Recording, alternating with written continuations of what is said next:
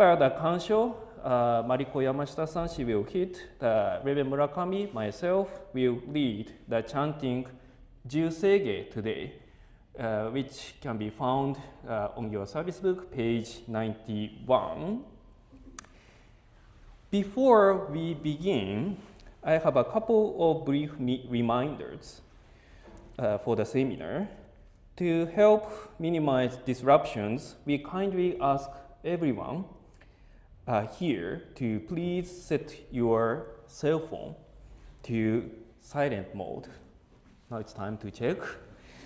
And for those who are joining us via Zoom, please keep your microphone muted during this session.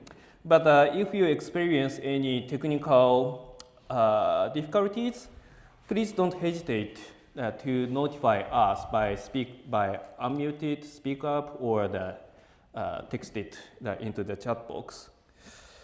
And please note that today's session is being recorded and live streamed via Zoom, and will be later uploaded to the YouTube channel, Buddhist Temple of Salinas. Okay. Now we are going to begin the opening service.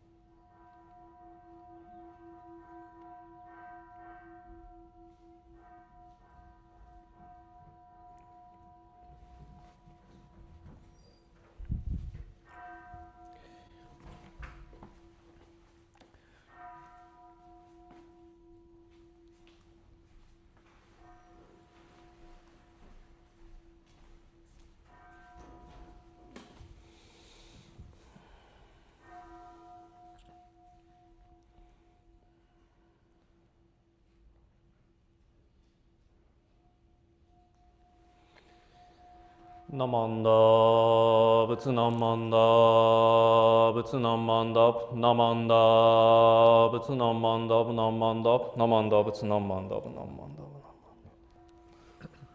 Namanda, Butsu Namanda, Namanda, Namanda.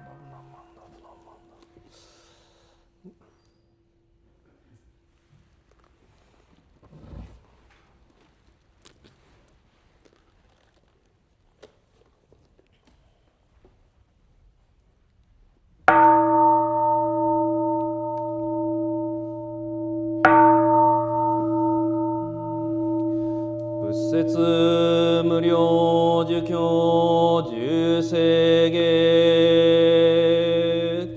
我言長世願一子無浄土悲願不満足平不上昇願我無量国不意大聖主不最小貧愚平不上昇願下士上仏の幼少長実法宗教未証門平不上昇願意欲寺少年よえ宗門よしぐむ浄土一所天にし人力現代国不所無才の教場三苦名法裁集約難回避知恵言名詞根本案閉塞小悪道不断年修門高僧上満足いよの実法日月主時期天候不言一種解放像法世苦毒法両大主実鉄砲四式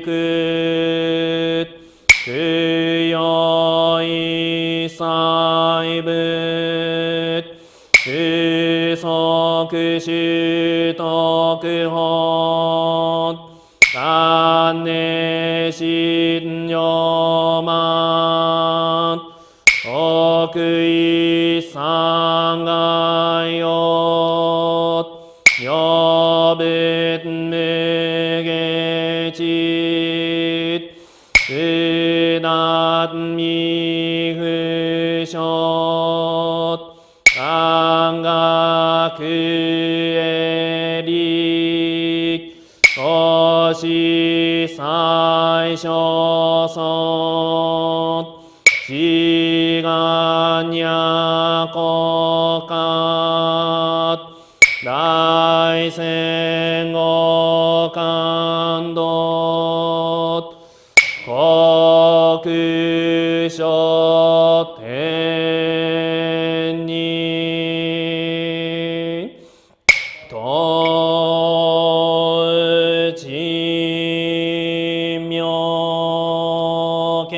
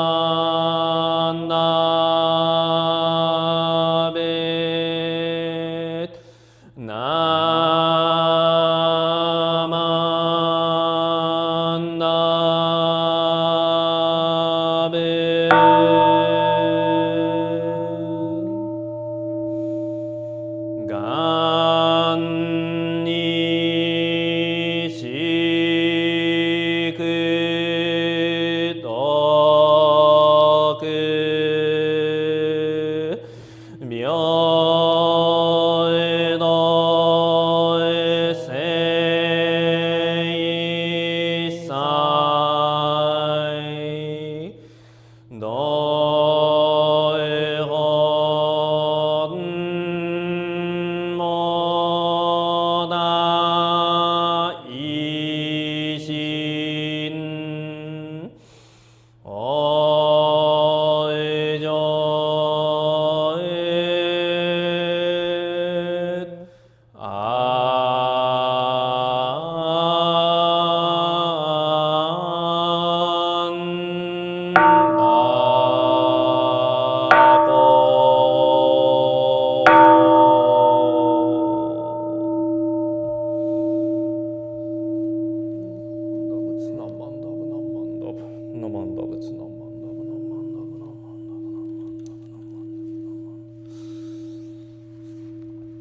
Namo Amida Butsu.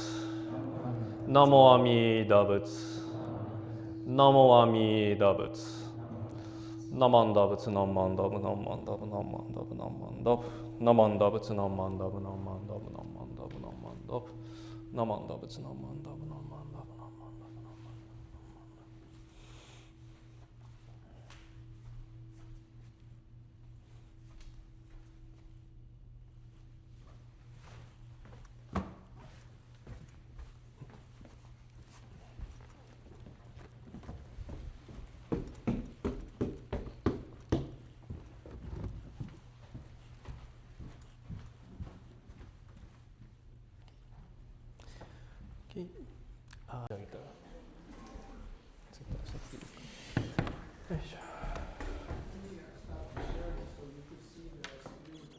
Yeah, I can see your screen. Yeah. Okay. Okay. Okay.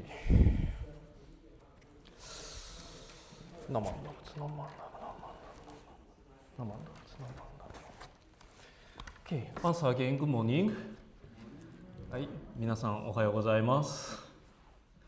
Okay, welcome to the 2026 Spring Tri-Temple Seminar. As we enter the warmer days of spring, I hope that everybody enjoys the gentle breeze and the beautiful climate of the. Some people looks very puzzled that the spring hasn't yet come to your place. Okay, at least to my place, the spring already came. But so I see the more green flowers blooming to bloom everywhere. At least maybe perhaps on my lawn only. But my throat is a little bit dry today, perhaps from the dry air, or perhaps from my excitement about introducing today's guest and my friend from the time in Los Angeles, the Reverend Yoichi Shimizutani-san, who is sitting next to me. So I'd like to give you the brief introduction about him. So Reverend Yoichi Shimizutani was born and raised in Asakusa, Tokyo, Japan.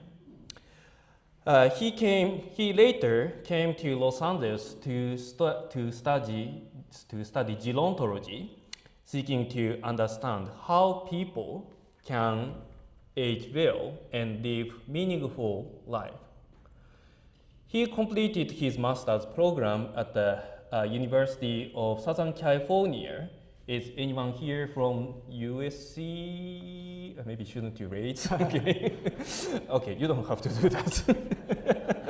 But he's a person from the USC.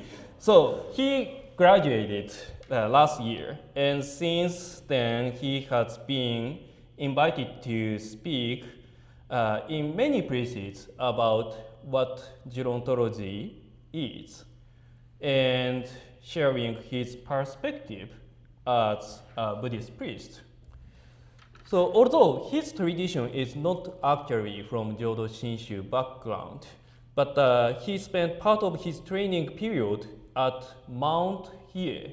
That's a deal, because where our founder, Master Shinran Shonin, once practiced in the Mount Hiei while he sought the path of Buddhism. So he really experienced the way Master Shinran Shonin experienced out there. So currently he lives in Los Angeles with his wife and their dog, and works as a social worker, providing services for senior residents, mainly in Little Tokyo. Please join me in welcome the Reverend Shimizutani-san. Yeah. Yeah, could you share the screen? Okay. Okay.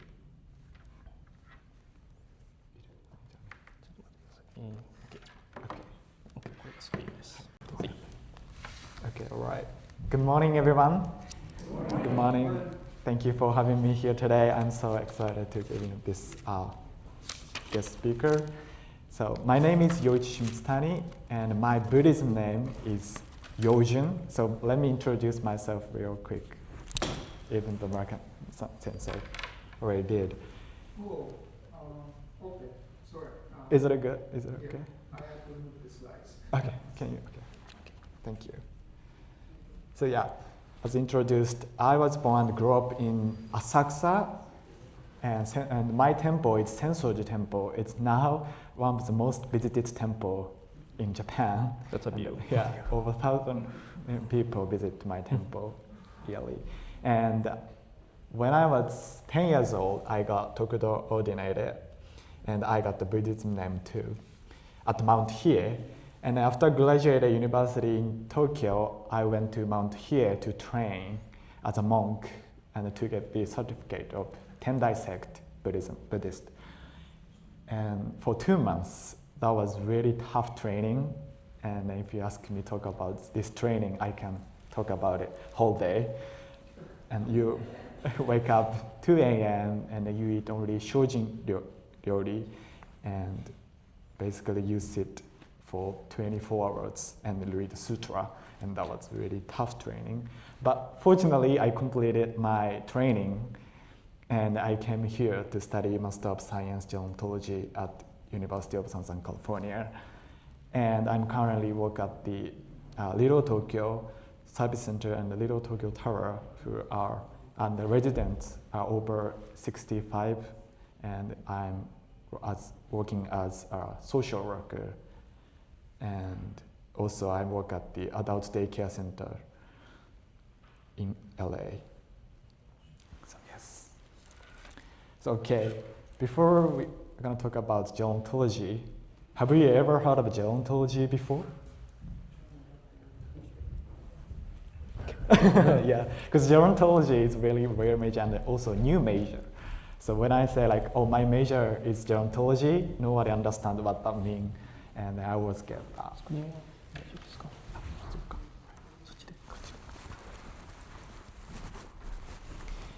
So gerontology is composed of 2 main factors, which are gerontology is study for aging biologically. But aging is not biological process. It includes many dimensions for biological aging, physical decline, chronic disease, Alzheimer's disease, or dementia, and change such as wrinkle or gray hair. So many researchers at the USC try to figure out the mechanism of dementia and Alzheimer's disease, but yet we can't find any particular cause of dementia or Alzheimer's, so we don't know what causes Alzheimer's or dementia yet.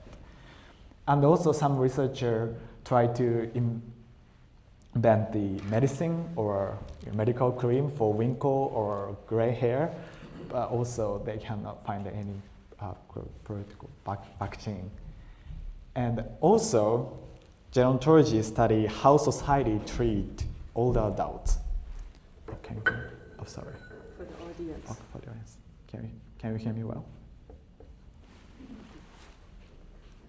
Is it okay? Okay. Okay. So yeah. Is it on? This one is not even on, right? Is there? Excuse me. So that helps him for the audience, but no, for the camera, but the audience. It's a little bit, try to make it a little bit louder. It's a little quiet for the audience here. Okay. Go ahead. Try again. Yeah, I never had this trouble because my voice is loud. Okay, maybe I should talk about more louder. Can you hear me? Okay, that's better? Okay, thank you. Sorry about that. So, yeah, where was I?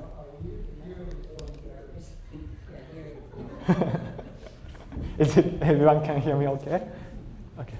sorry about that. Where was I? So yeah, questions include how do culture define old age? How do social roles change as we age?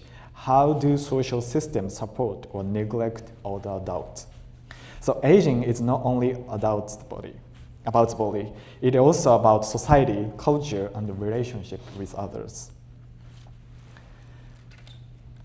So next, I want you to look at this picture.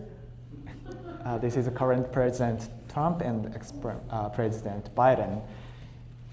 And do you think they are old? Yes.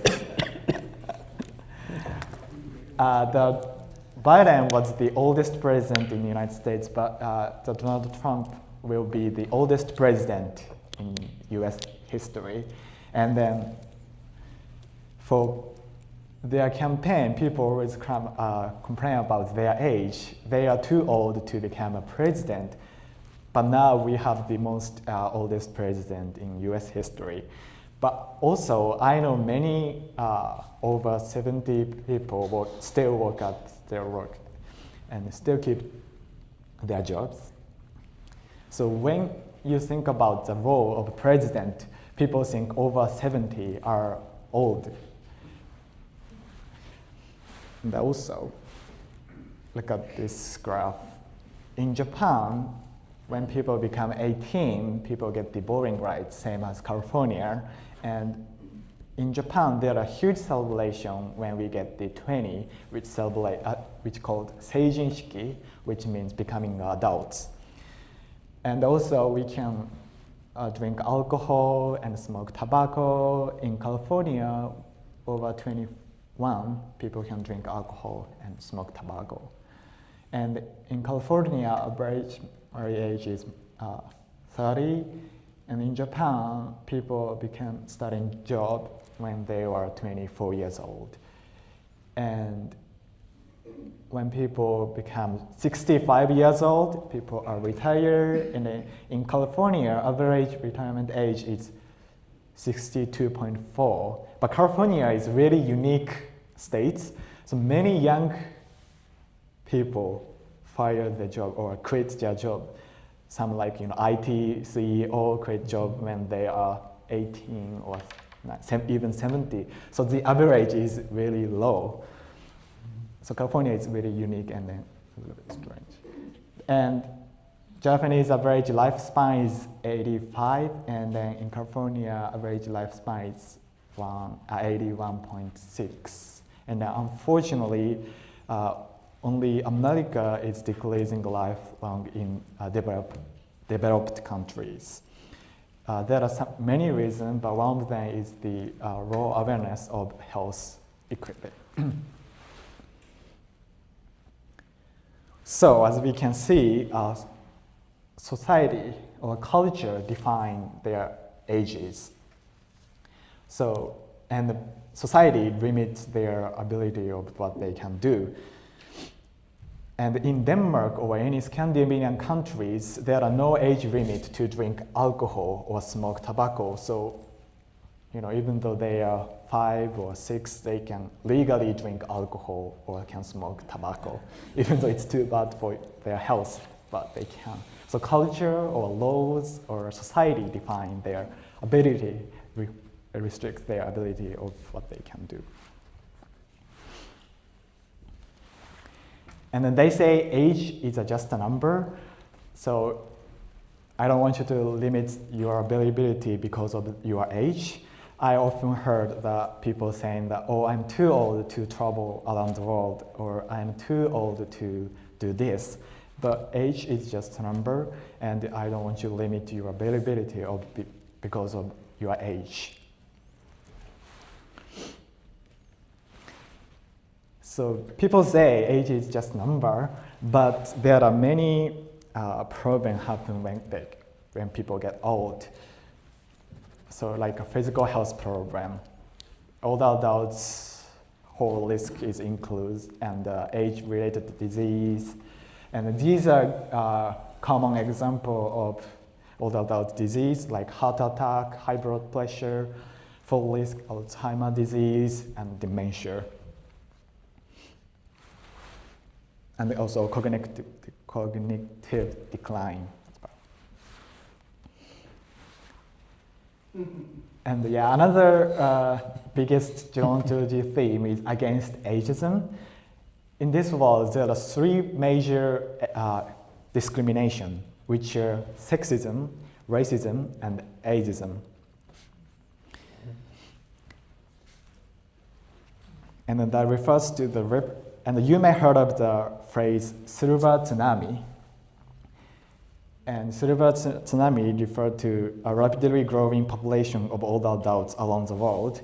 But sometimes this language frame aging as a problem or a burden. And also media often portray aging negatively and as weakness, dependency, and decline. And I love Disney, and I'm a big fan of Disney, but Disney usually portrays an older adult as a villain of story. For example, Snow White villain, she used to a beautiful queen, but she became too ugly older adults to manipulate Snow White princess. So media represent older adults as a weakness or something we can laugh at.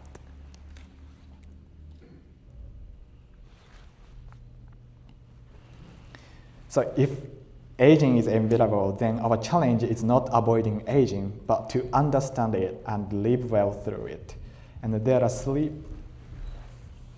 Yes, and then also many billionaires try to invest a longevity study, and also the longevity study is a popular subject recent days, and for centuries people are sick of ageless and deathless.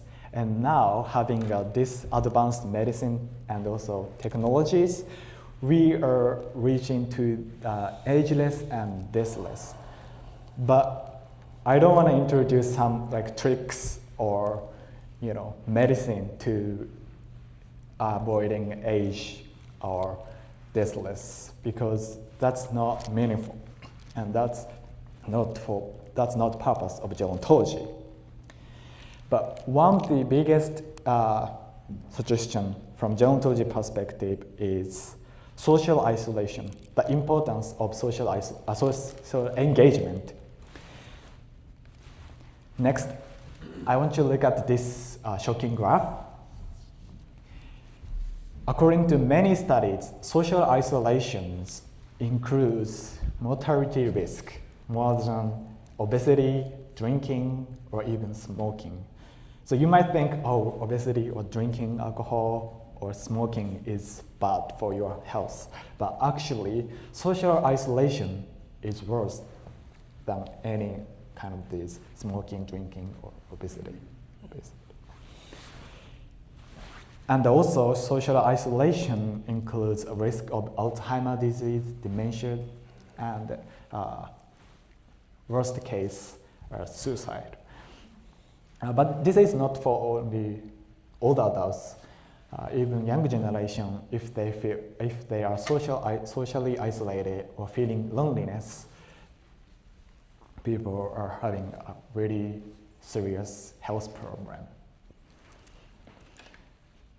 So many studies shows that the importance of social engagement, and there are two terms: social isolation and feeling loneliness are a little bit different terms. Social isolation is objectively isolated, and loneliness, even though you are surrounded by a lot of people, you still might feel loneliness. So feeling loneliness is a subjective term.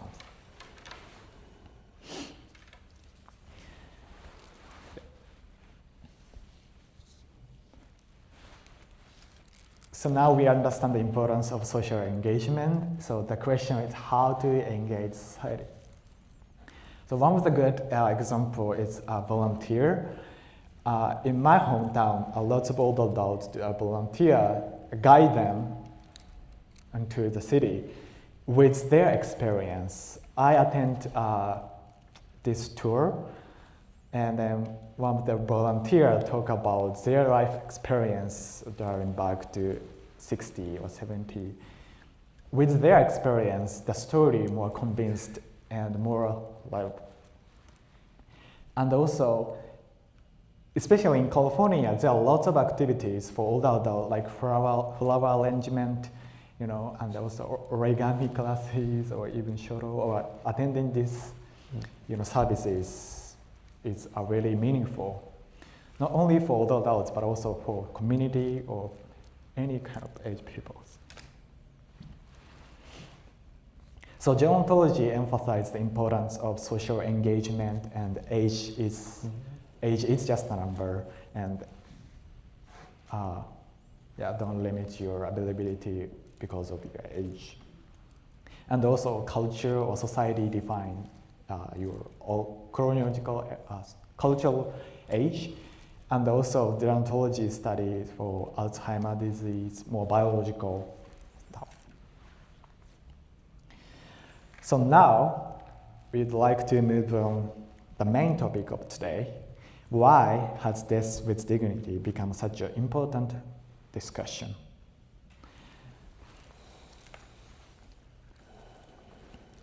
So there are several reasons. The first one is rapidly aging society.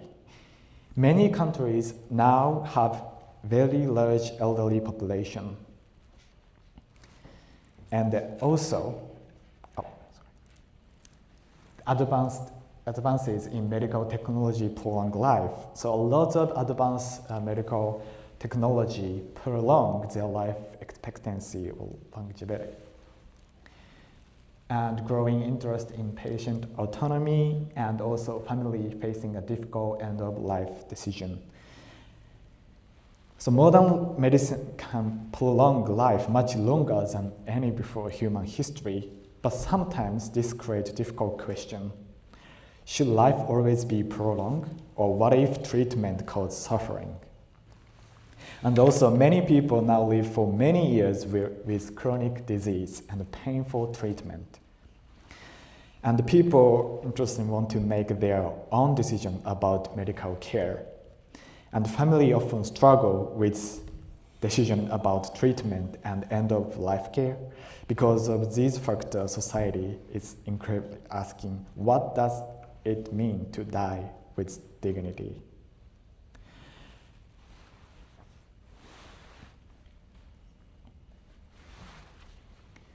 So what does this death with dignity mean? The idea that individuals should be able to maintain dignity at the end of life, avoid unnecessary suffering, receive care aligned with their values, have their wishes respected, and different culture interprets the idea differently. So in Western culture, people more focus on their wishes, but still Asian culture, especially like for example in Japan, people are still think that talking about death or thinking about end-of-life care is taboo. So not many years ago, but several years ago, talking about end-of-life care was a huge topic in Japan, but people are declined to talk about this topic because of their culture stigma of talking about death. And Department of Health in Japan tried to raise awareness of end-of-life care decision, but people still say no, especially on the social medias. That was really controversial, and Department of Health retreats their campaign to talk about their end-of-life care decisions. And also in California, there are 5 Wishes Act, and then people can sign in about their treatment at the end of life, and the document legalized by autonomy, and people respect patient wishes.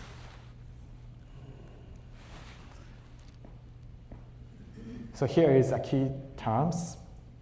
The euthanasia. It's really difficult to pronounce for me.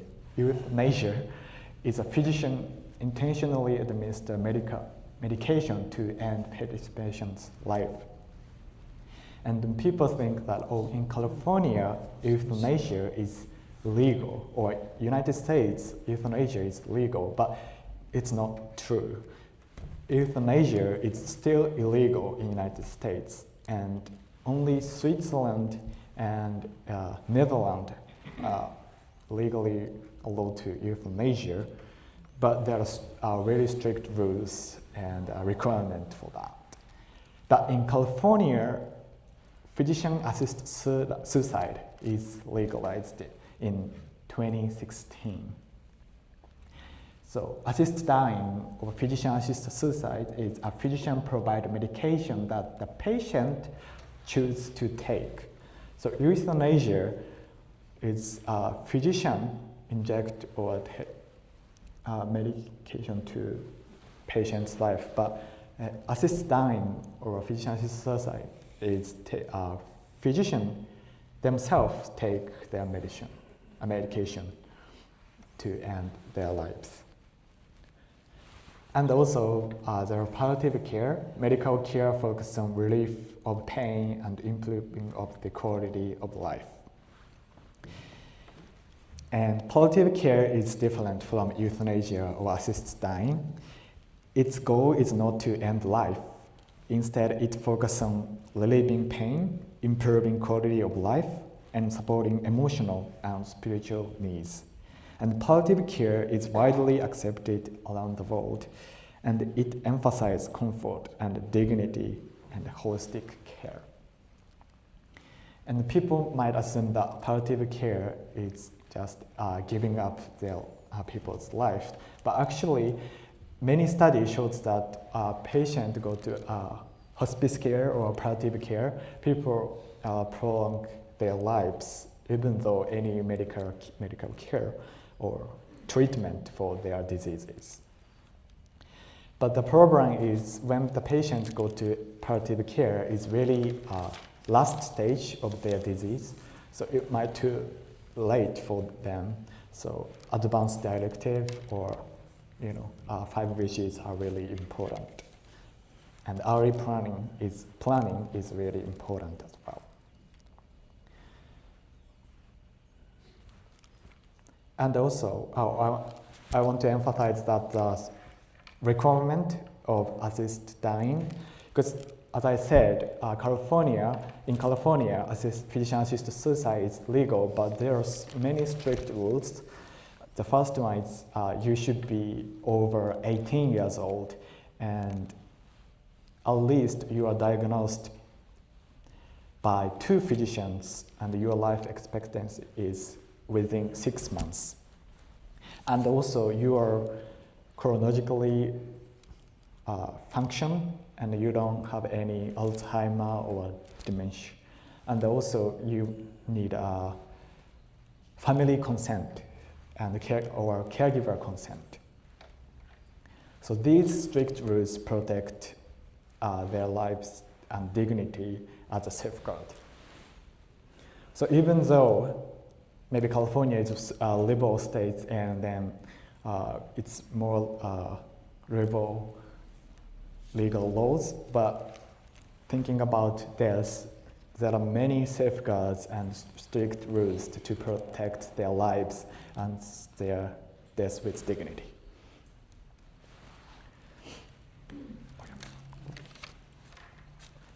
And also, in Japanese culture or Asian culture, family members are caregivers, and sometimes it is really difficult to choose palliative care or hospice care for family members because they are the one who cares their patient and they are the caregiver.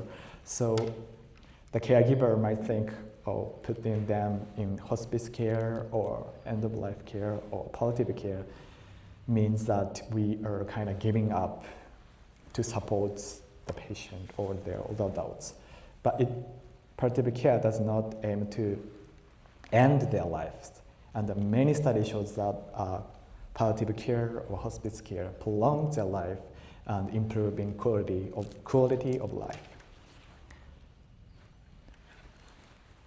And let's talk about legal perspective.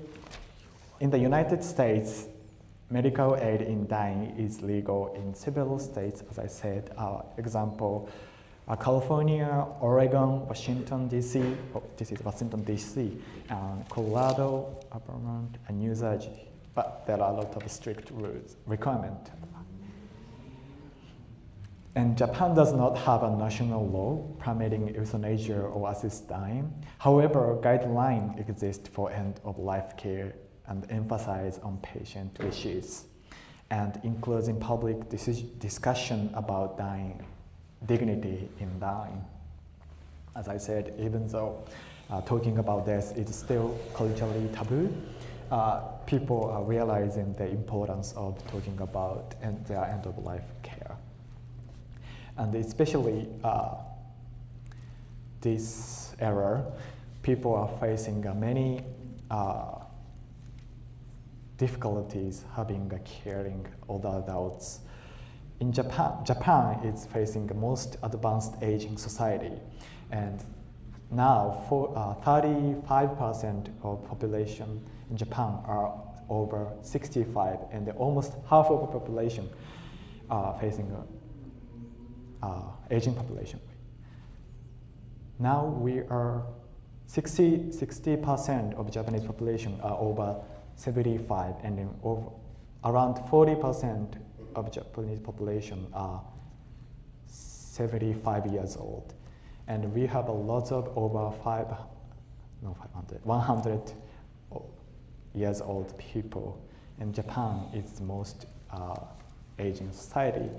And then there are many discussion about this with dignity or assist dying by law and ethnic program.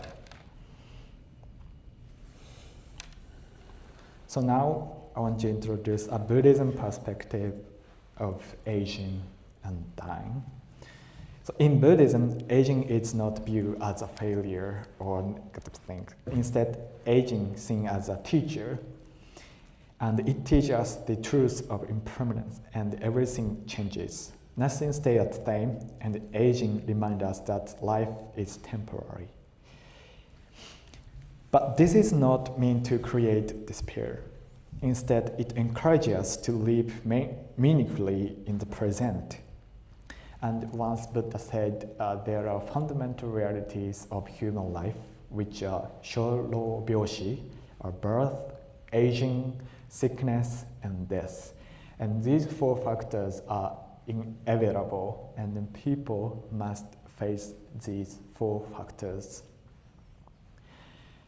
And after studying gerontology, I realized that Buddhism teachings and gerontology teaching are really matched and share the same concept of aging and dying. Both perspectives see that aging is not decline or negative thing, but also how we can live meaningfully in this moment. So both Buddhism and gerontology focus on the present right now and how we can live meaningfully. And that's really interesting found that for me. So gerontology sees aging or even dying from perspective of more academical perspective, but also Buddhism sees aging and dying from a more religious or spiritual perspective. But both conclude that we need to focus on present right now and in how we can live meaningfully. So from Buddhism perspective, portray aging as a reality of the body, direct of observation, and the truth of impermanence.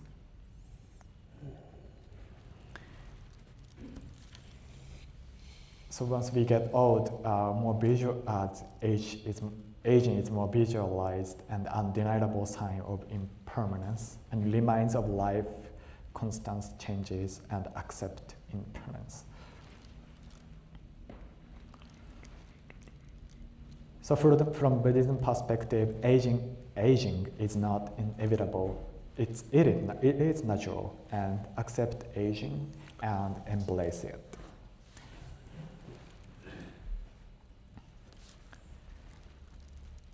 And from gerontological perspective, we see aging and dying, many theories and perspective.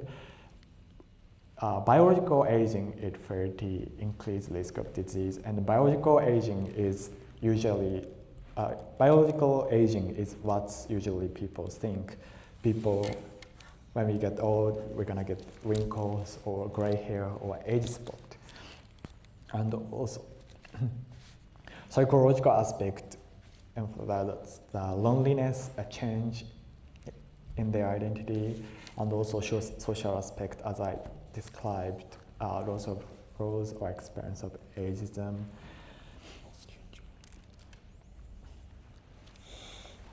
And from a gerontological perspective, there are lots of theory for aging and dying. Successful aging, active aging, and pro-aging. So you might heard of anti-aging. So it's against aging. So people put the cream to prevent their wrinkles, or people dye their hair to make looks more beautiful. But pro-aging is embrace their aging, chronicle or psychological thing. And we embrace aging, and pro-aging emphasize that the aging is not enemy. So aging is what we have to embrace it. And also active aging encourage older adults to stay active in society, and successful aging maintain the physical health, cognitive function, and social engagement. But the idea of successful aging is now controversial, because who can determine success of aging? And if you don't like engaging society, it means you are not successful aging. Or if you stay at home and then do your hobbies, it doesn't mean a failure of aging. So the successful aging theory are now reviewed, and people more liking the active aging or pro-aging. Because many studies show that engaging society is decrease the risk of mortality or Alzheimer's disease. So staying active or embrace aging is more important. And many theories emphasize that too. And also, gerontological perspective, gerontology emphasizes the importance of quality of life and awareness of positive aging and combat ageism.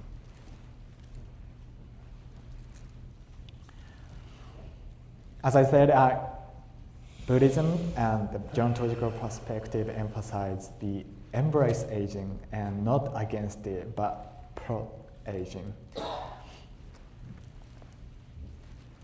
So the question is aging suffering? Because once Buddha says there are four factors of suffering: birth, aging, illness, and death is life of suffering. So the really important question is aging suffering? So maybe yes, because when we get old, physical decline, and you might lose very important partner or friends. But also, it can bring wisdom, gratitude, and deeper maintaining. And the aging is not just decline, but transformative process.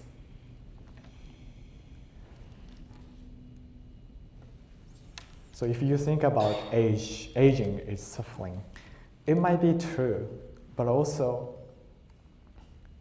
you can embrace it, and age is not just a negative thing as people think. To think about aging is not negative, to think about how to live more fully and ask not what age does to you, ask what you can do with your age. This is a really famous quote from John F. Kennedy, and my thesis professor always said this quote, so I think this is very good quote, so I quote this here.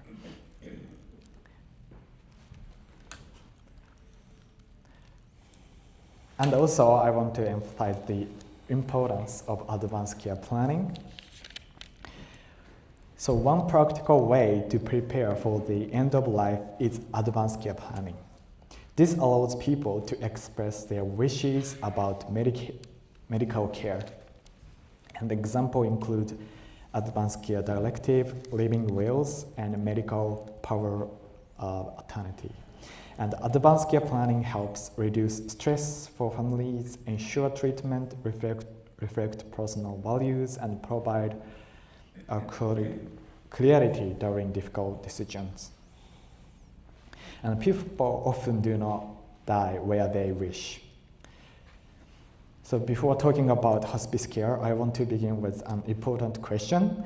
Where do people want to die? And then when researchers ask this question, the answer is very clear. Many people say they want to die at their home or surrounded by family or familiar things.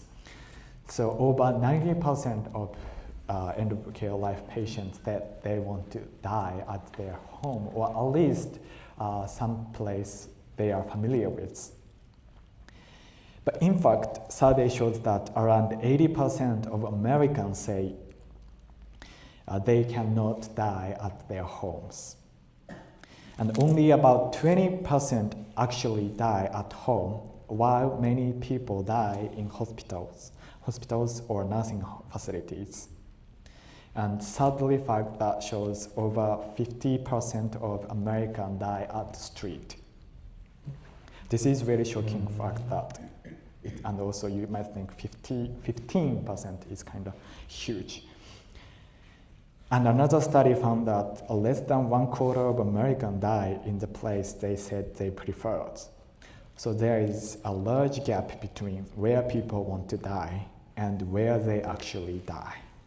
And the researchers call this the preference reality gap in end-of-life care. This gap matters because study also shows that when people die in the place they prefer, the quality of death and dying is significantly better. So the question became, why does this gap happen? One important reason is that end-of-life care often begins too late. So when something happens to patient, family members or patients themselves think about their end-of-life care or their advanced directive. But in that moment, this is not advanced directive. So care planning or advanced planning or early planning is important. And when people heard the word hospice, they sometimes think if someone enters hospice, it means they are about to die. But research shows that something surprising. Some studies suggest that patients who receive hospice care may actually live longer. And one well-known study analyzed more than 4,000 Medicare patients. The researcher compared patients who received hospice care with similar patients who did not. The result was unexpected. On average, patients in hospice lived about 29 days longer than those who did not receive hospice care. So in other words, hospice care did not shorten life. In some cases, it actually extended survival. And also researchers believe this may happen because hospice care provide quality of life and reduce unnecessarily aggressive treatment, controls pain and symptoms more effectively, and reduce stress and anxiety, and support patient emotionally and socially. So hospice care is not about giving up. It is about focusing on quality of life. And also, hospice care and hospital care is different. So hospice is where patients get the medical treatment, but hospice care get more quality care. And this is a very interesting example. One of my clients, 102, and then he recently diagnosed stage 2 cancer, and then at this moment he might get any cancer treatment. He might be live longer, but he decided not taking any treatment or medicine because he said he already lived 102 years and he really satisfied with his life. So he doesn't want any treatment or medical care from hospital or physicians. Instead of this, he wants quality of life. He wants to drink alcohol, and he is big smoker, heavy smoker. So he declined to stopping smoking. He decided taking smoking. But it's his decision, and then hospice care respect his decisions.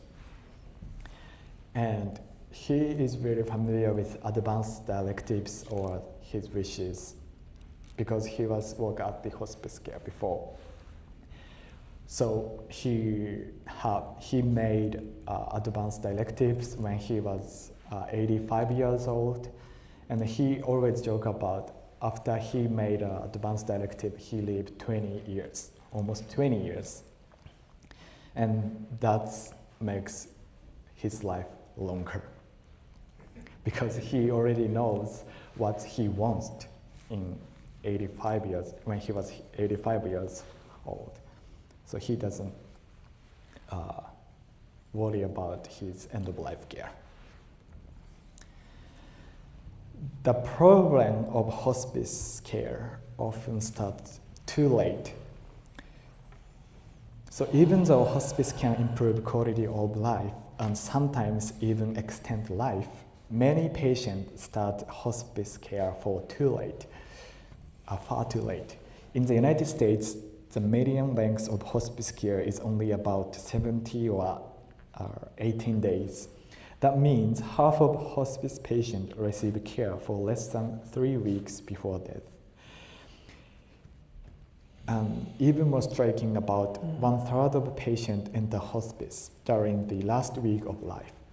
This means hospice care often begins only in the final days of life. But hospice was originally designed to support patients for months, not just days. And in fact, under US policy, hospice care can begin with when a physician believes a patient has about 6 months or less to live. Yet, many people receive hospice for only a small fraction of that time. Because of this delay, many patients miss the full benefits hospice care could provide. So this brings us to an important concept, advanced care planning. Advanced care planning allows people to think ahead and express their wishes about medical care, what treatment they want to or do not want, where they would prefer to receive care, who should make decision if they cannot speak for themselves. And advanced directive living well medical power of attorney provides answers for these questions.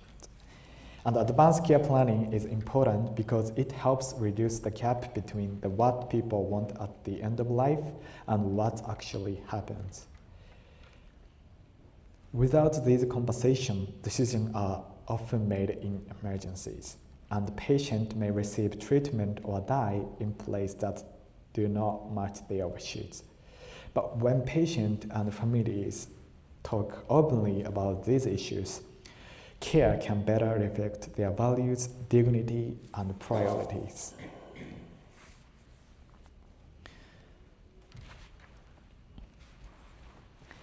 And also, Gerontology emphasized that talking about this with family is important. So important conversation includes what matters most at the end of life, prefer medical treatments, or where someone wishes to receive care, and spiritual or cultural preferences.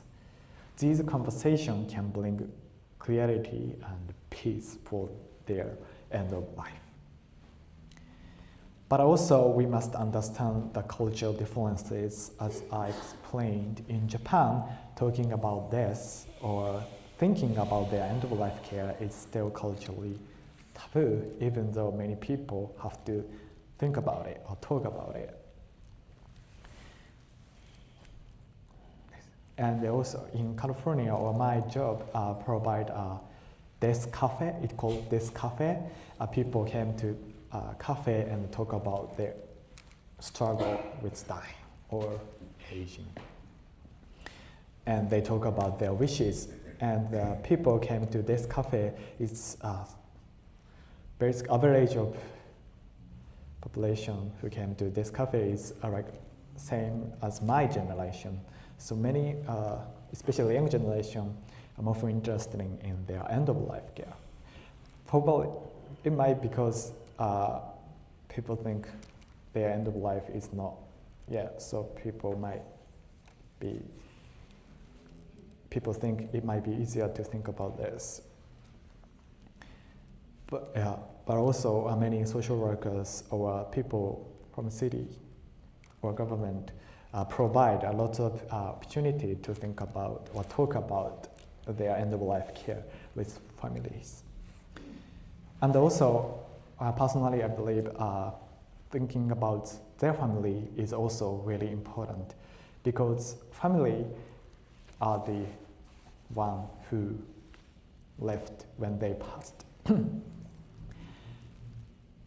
And also, of course, we wanna respect their patient wishes, but we also might need to think about people who left behind after they are passed away.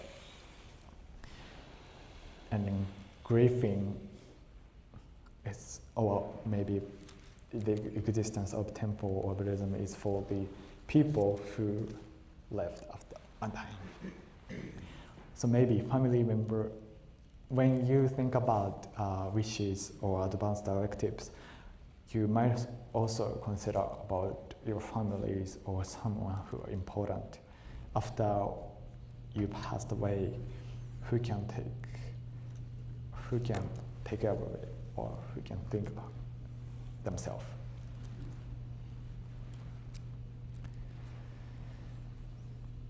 So many people feel uncomfortable talking about this, but avoiding the conversation often creates more fear and confusion. When we talk openly about this, fear can decrease. Familiarize the death, and also families can support each other. Dignity can be respected. And living well includes preparing for dying well. And then recently, one mentor passed away. He was 62 years old, and then he doesn't receive any medical treatment because we thought he was super healthy and he's really fine, but he suddenly passed away, and he doesn't have any advanced directives or his wishes because nobody think he passed away at that moment. So even though young generation might think about their wishes, because nobody knows when people passed away, when people die. And in these days, a lot of medical treatment or technology, people might not see death in daily lives. But in the past, death or dying is more realistic. There are many factors like war or poverty, a lack of food supply. But in this modern life, death is not something we are facing in daily lives. And also people might avoid to think about death. But actually, death is always stay with us and always more realistic than you might think. And also, death is a universal human experience. By talking openly about it, we can reduce fear, and we can support each other and honor dignity at the end of life. And living well includes preparing for dying well. So I'd like to end with a simple reflection. Every human being experience aging, illness, death, as Buddha said. And these are universal realities, and then no one can escape from these suffer. But the most important question is not how long we will live, how we can prevent aging. The deeper question is how should we live? So Buddhism and Gerontology gave us really important question. How should we live? All people will grow old, and all people will eventually die. So the real question became, how do we live a meaningful life until that moment? So since I was taking the gerontology classes, I become more interested in Buddhism perspective as well. And when I started taking the classes in USC, I didn't expect it that gerontology teach us the how, focusing on how do we live. Gerontology is more like medical perspective or more academical perspective. But when you think about dying or aging, no matter gerontological perspective or spiritual or religious perspective, both perspectives conclude that focusing on the present right now and then questioning how do we live.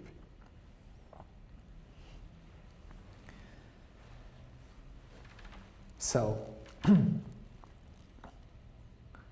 there are lots of consideration about aging and dying, but also I'd like you to focus on the present and right now and ask yourself, how do we live meaningfully? So thank you for your listening, and I'd like to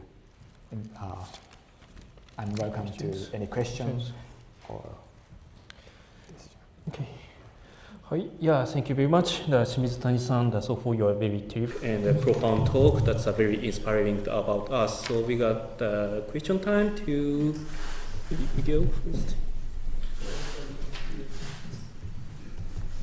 I found when you were talking about the differences between, the way seniors are treated in the United States versus Japan is very interesting, considering how, from what I know of Japanese society, oftentimes to be able to have lived long enough to be seen as an elder is seen as a high pillar of respect within the community. I know that's also how we do things in Mexico as well, where an elder isn't just like an old person, but someone revered for their insight and wisdom because they've been around longer, they know more. Mm-hmm. And see that kind of similarity in the differences in the United States, where the elderly are treated sometimes as an inconvenience, where as in our respective cultures, they're seen as caring for them as like a greater duty. Like we have a saying in Mexico, I changed your diapers because you changed mine. And you know, I thought that was a very beautiful way to put it. Thank you.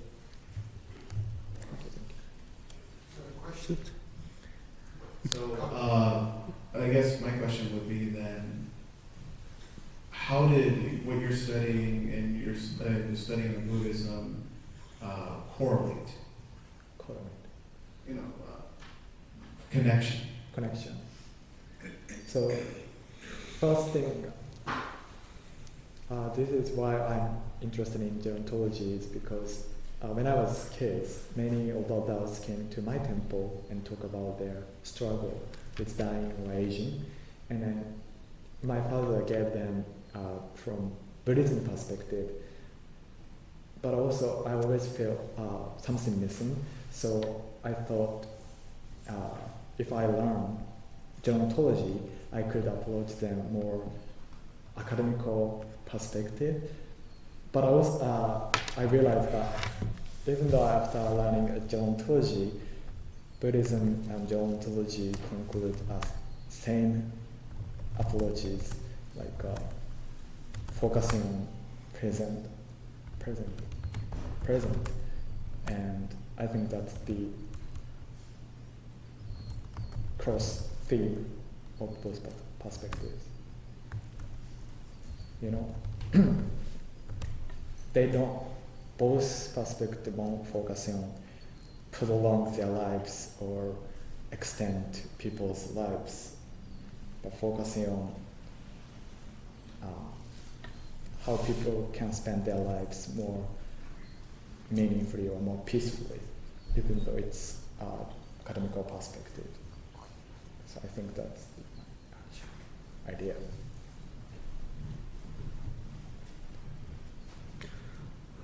Anybody else?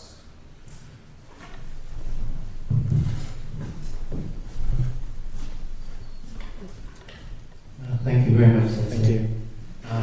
As I look around the room, I see that you two are the youngest people here.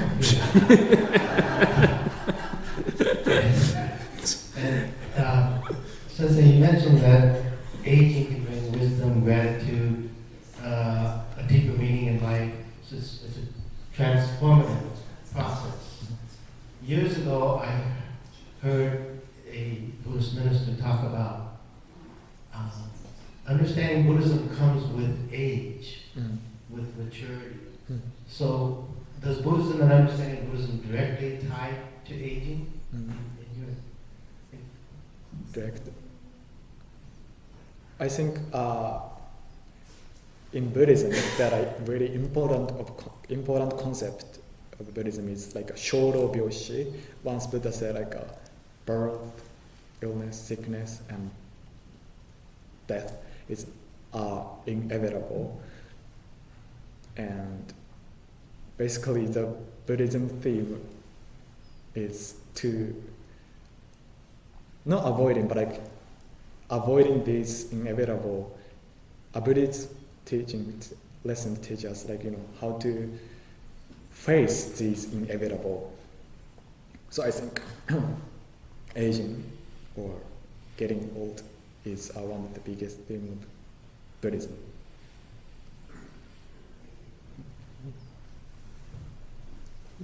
Good question.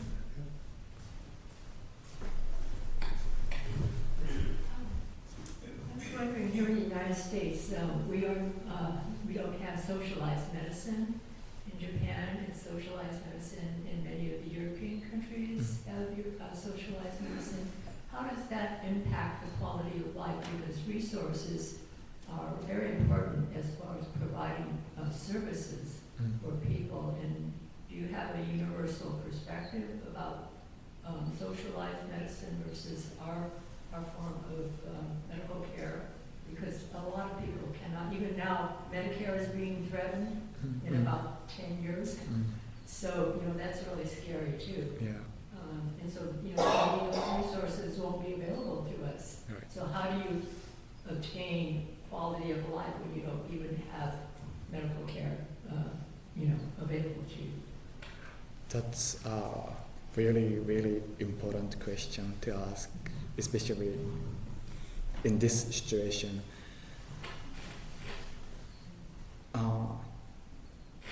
That's a good question. But many studies already showed that the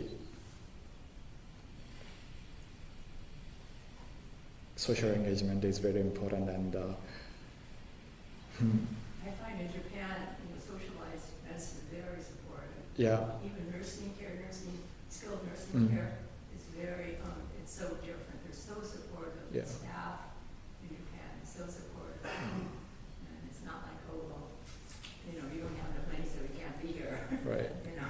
Right. So probably community like temples or Japanese American community or some local community or neighborhood might be helpful to socialize without doubt. I'm not sure Salinas situation, but in LA, Japanese American community tried to build a skilled nursing home for especially focusing on Japanese American, and people asking a donation from billionaire or lots of rich people, and many billionaire who live in Los Angeles donate to that organization, and then actively asking community is probably one of the way to encourage people to awareness of the health equity, or engage in talking about health equity thing. So you're saying community needs to rise to support. Yes, so community. In spite of not having resources, we need to support each other. Maybe that's the answer.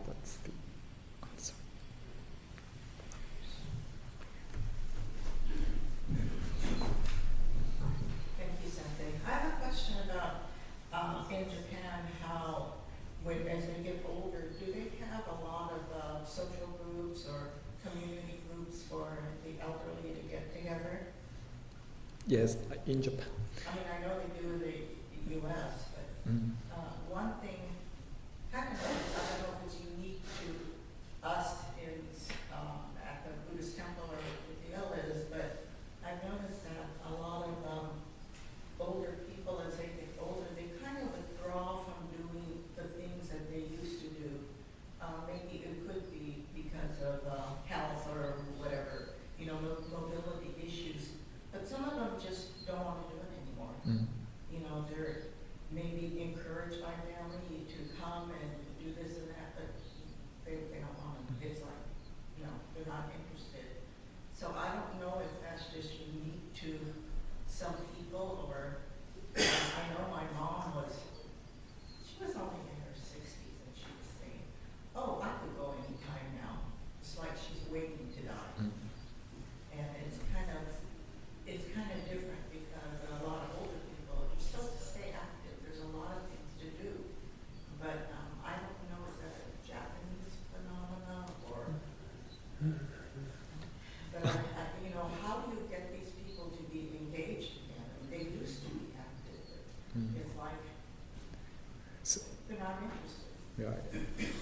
So I don't know what reasons. Is it maybe how other people will look at them? I know for some of them it was like, oh, I don't want to go because people are going to see how old I am and I can't do this. I'm using a walker, that type of thing. But is there a way of getting over that and letting them know it's okay? As they say in Buddhism, come as you are. Yeah. Yeah. So in at least I know LA community, we have lots of activity for older adults to engage, older adults to join our community or join the activities they provide. But I always get from family caregiver members, my father doesn't want to join this activity, but they want him to join activities. And also, this is our last conversation with Reverend Murakami Sensei. He also said he like being isolated. Even though I think he is very socialized person, but he said like he preferred to stay at home by himself. Time out. and also he preferred to live by himself. So I think it depends on people, depends on each person, but also understanding of what they want. And even though they say I don't engage society or doing activities, people need social support or community support or social engagement. Of course, we wanna respect their wishes or what they want, but also it is kind of our duty to convince them to join the society, even though they said they want to, because we need to understand what the meaning of what they think. Because sometimes, especially in Japanese culture, if say, I like this, but in the heart, people might not like this, but people even though it's Western culture too, so same thing is not express their feeling, what they think, so you might understand that too. Do you think is that the cultural pressure or socialized pressure that along with the age, that the kind of fix the image that you all know that the aging, the people should be like this? Oh yeah, I think definitely there is a lot of peer pressure or social stigma. This is a lot of, I've talked to kids, I'm their parents' age, but they said they can't get their parent to come out and do this and that and the other, and encourage them to do it, but I don't know what to say. I mean, I guess I'm more American born too, and a lot more social, so we're kind of used to that, but like I said, Japanese culture is, some parts of it I don't understand. And like I said, my mother used to say, I could die any time, so she was just kind of waiting to die. But I used to hear that from other people too, that their parents, they lost their spouse, so they could go any time. So it's kind of like they remove themselves from everyday life. So. Yeah, but I always get the some saying that patient don't want to come, because I work at the adult daycare center and the client says, we don't want to come here, but actually when they came here and they having activities, they look so fun, and then they're having, I believe they're having a really good time, but they just saying that I don't want to be here, or I don't need any this support. Maybe there are cultural stigma to endio mean that I don't need this, or kind of don't want to bother any other people. So maybe there are cultural terms out there.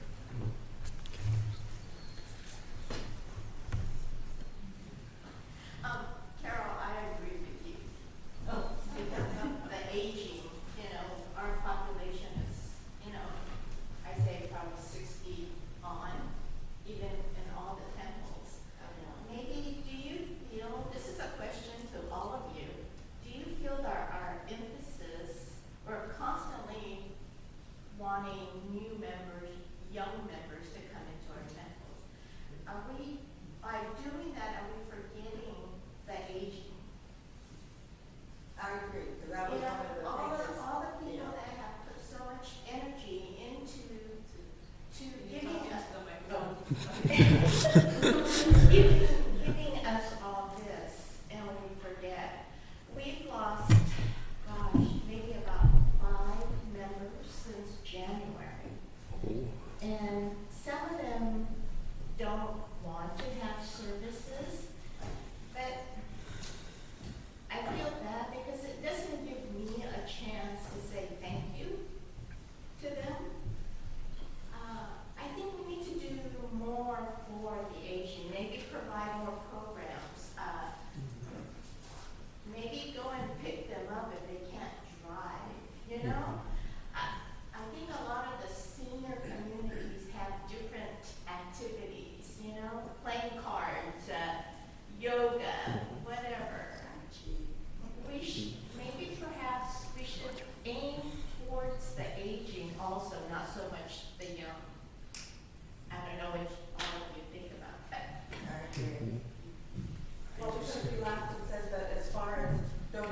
to the temple, it's usually the older ones. We don't have as many younger ones coming to temple, so. Yeah. Anything else? Oh,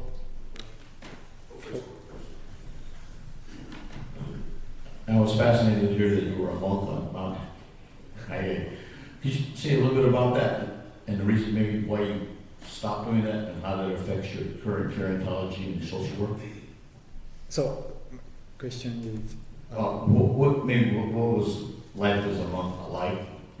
Then you transitioned from that into studying gerontology and doing social work. So how did that affect your work?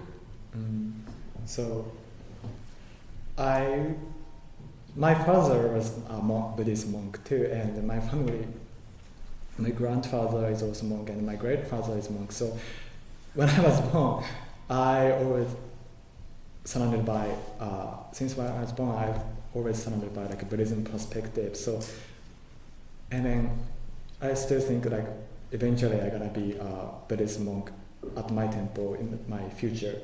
So, but I always thought,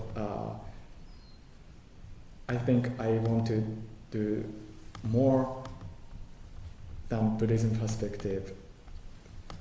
I want to approach like aging or dying with another perspective. So that's why I get Master of Science Gerontology at USC, and that's interesting, but like it doesn't change my perspective of dying and aging, because as I said, like both emphasize the same important question. And so after learning gerontology, I more get into a Buddhism practice, because it's the Buddhism practice, of course, a lot of history and based on lots of people's knowledge, but also I feel like gerontology, from even like American perspective or more academical perspective, support like Buddhism teaching or lessons. So yeah. Yeah. He's such good monk, but his belief. Oh, excuse me. I like to pick the two questions from the Zoom chat. The first question is: how's the traditional practice in Japan of a physician sharing a diagnosis about terminal illness with the family, but not with the patient still follow?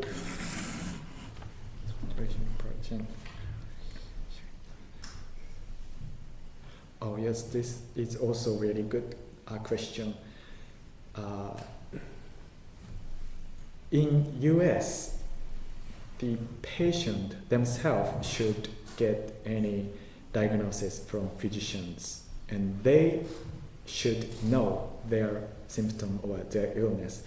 But in Japan, the patient don't have to know their diagnosis or their illness. Physician tell their illness to their families.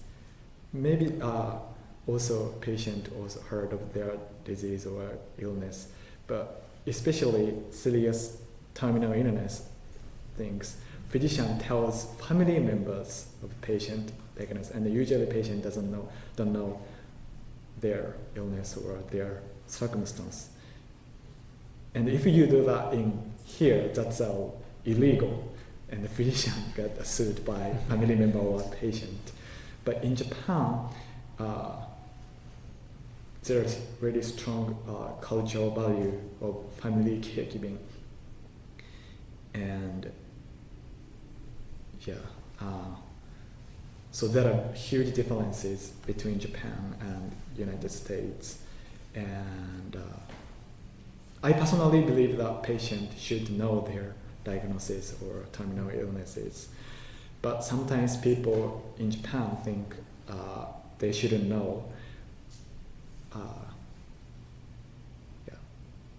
Without knowing their illnesses, they can live more peacefully or meaningfully.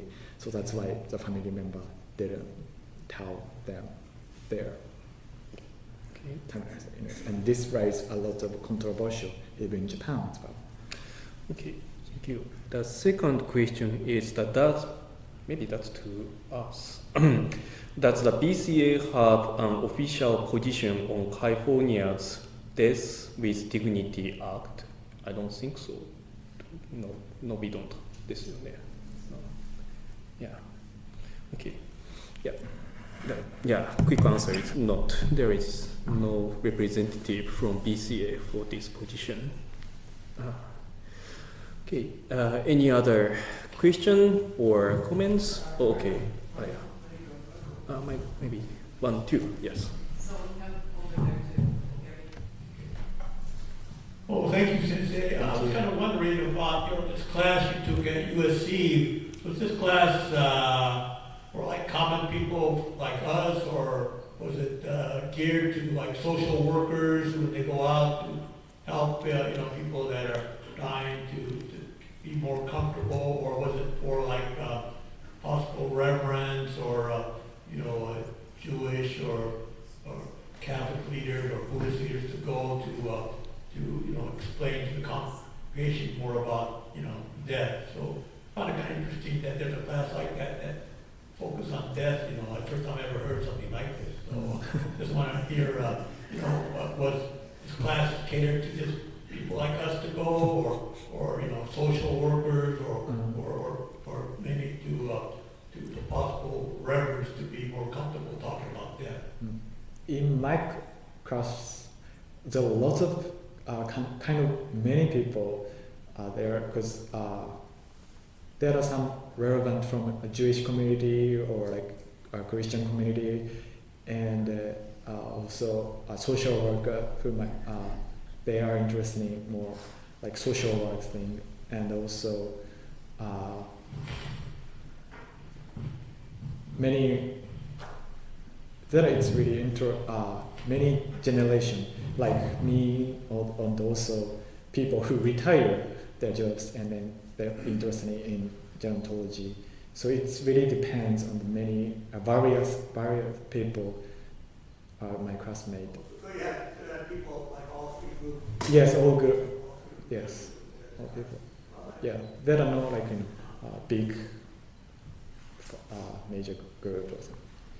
And also there are lots of half of students are American, also half of them are Chinese, and they are from support from government, because China also facing a aging society too, and also as a minority group like Vietnam, Indonesia, or Southeast Asian, because they know developed country facing aging population problems. So even though they are still developing country, they see their country's future, so they send a student to study gerontology at the USC to think about their future, country of the future. So I asked Sensei last night the same questions. Well, what is this program? This is a huge department. It's like 30 faculty. This program was two-year master course. So it's a pretty serious department. Apparently it's a very good one. Yeah. Not very many in the country. Right.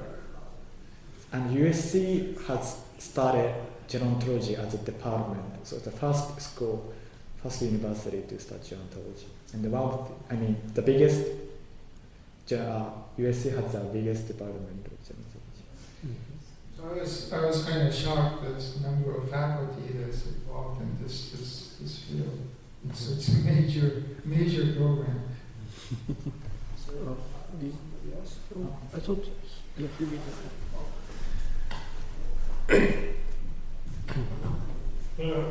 what would be the difference in your talk if instead of Buddhism you talked about Christianity or one of the other religions? What would the major differences be? Main differences between Buddhism and Christianity? Yeah, within your talk here, you compared well, you talked about it as it relates to Buddhism. And what would change if you said how it relates to Christianity? During the discussion with my classmate when I was a master student, there were lots of Christian in my classroom, and then they see this as more celebrating thing. So the God bids them to take them to heaven, and that's more like celebration. So I think, there are huge differences between Buddhism and Christianity. Christianity sees this is more something to celebrate, even though it's a little bit different from real life, but that's my.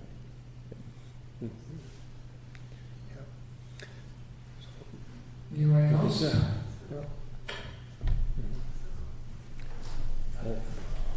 By the way, Jodo Shinshu, we are going to be born into the Pure Land.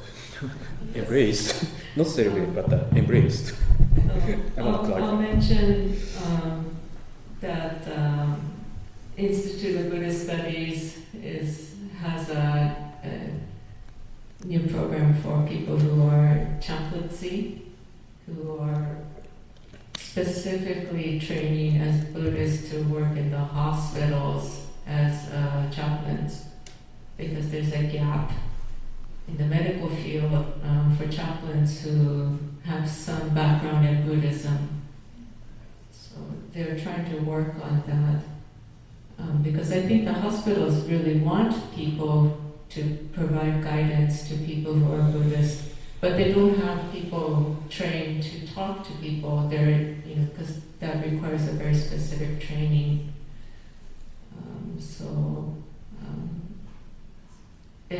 I think people don't want to talk about how they want to approach the end of their own life, and they wait until it's very late in this situation. And we shouldn't be afraid to think about that and to discuss with our family, what we think about the whole thing and how they envision the end of their own life. And so I'm hoping that this program kind of helps people have a conversation about that.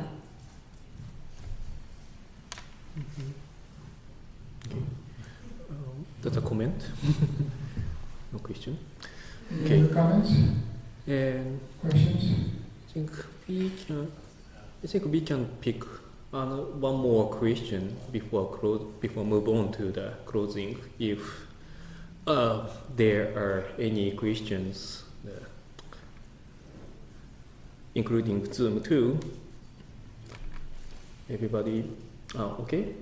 Still, I believe there is going to be a refreshment, kind of small snack in the classroom following this session. So Shimizutani-san will be here around a while until lunch. You can individually ask questions, and those who are attending from Zoom, if you have the question, I can receive a question and forward it to him. Yeah. So, okay. Then again, Shimizutani-san, thank you very much for your presentation. Please give us how about that?